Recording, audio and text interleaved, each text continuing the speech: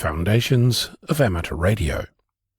From the 19th of February 2024, the ACMA, the Australian Communications and Media Authority, the regulator, is modifying the rules for amateur radio in Australia by moving to an amateur class licence, where all amateurs will operate under the same licence instead of under an individual one.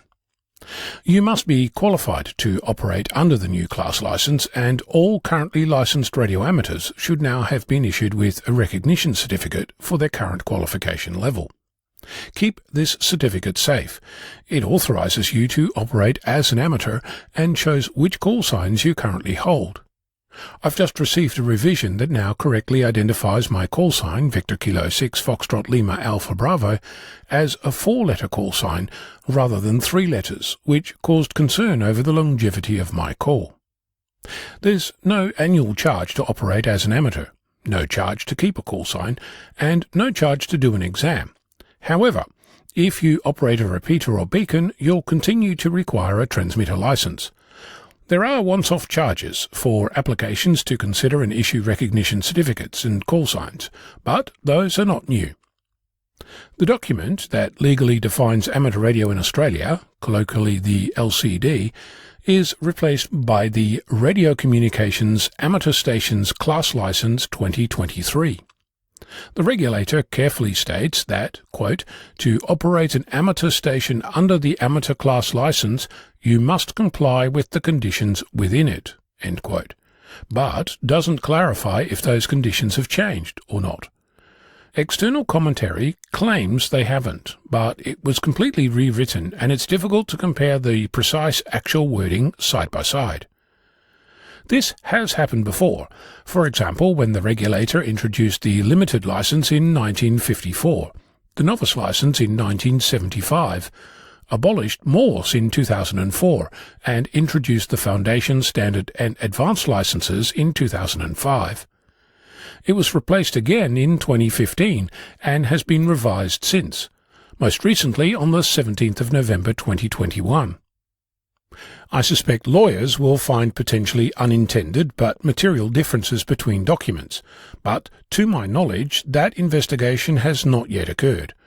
I think this is a perfect example of where the peak bodies claiming to represent amateur radio in Australia have a responsibility. There are many rules around the who, how and where to conduct a qualification exam. For example, the regulator has decided that online or residential exams are not permitted, leaving venues, printed exams and postal delivery as an ongoing cost and concern. There are plenty of questions left. An amateur at advanced level can hold a club station call sign, but it appears that at a foundation or standard level you can no longer hold a club station licence, like Victor Kilo 6 Bravo Sierra Golf and Victor Kilo 7 Hotel Sierra Delta. You still need to log usage of a remote club station. Describing the requirements, the regulator uses both revise their arrangements and current arrangements will be retained in the same paragraph, apparently contradicting itself. The regulator will ask you every 5 years if you want to keep your call sign. This infers a system to contact you. What does that look like? How will it be maintained? Are there requirements for keeping it current? Does it need to have the location of your station, an email address, or just any means of contacting you? And is it public? The official register of radio communication licenses will no longer hold amateur licenses, so it's unclear how you'll be able to contact another amateur, or how we'll be able to know who holds which call signs at what level in which location, and when a reminder is due. The details around the new call sign register are incomplete, to say the least. What does breaking the rules look like? With individual amateur licenses, your ability to operate is directly linked to you, and if found in breach, your licence can be cancelled.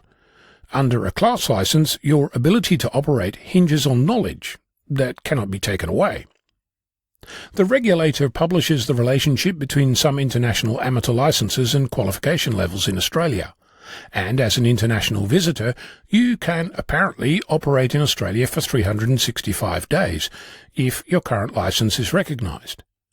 After that, unless you hold a Harmonised Amateur Radio Examination Certificate, or HAREC, you need to apply for a recognition certificate, after either paying for recognised prior learning or passing an exam, even though you were already automatically recognised as having the appropriate qualifications when you entered the country.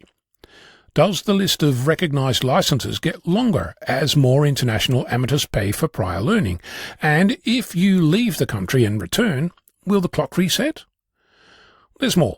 For example, the date that you got your US technician licence determines your recognition. Before 23 September 2016, you're recognised at an Australian advanced level. After that, at a foundation level. And finally, if I were an accredited, unpaid volunteer assessor authorised to administer an amateur exam on behalf of the regulator, would I be permitted to comment like I am here, or would I be expected to speak directly with the regulator about my concerns? What happens if speaking directly to the regulator breaks down? What's the penalty for speaking out? Is the regulator going to stop you from being an unpaid volunteer? Before you ask why I didn't put these concerns to the regulator, I'll point out that it's not up to me to fix these issues, nor is it my place to make recommendations. I don't represent anyone, and in my opinion this should be a community-wide public conversation, not held in secret talks behind closed doors.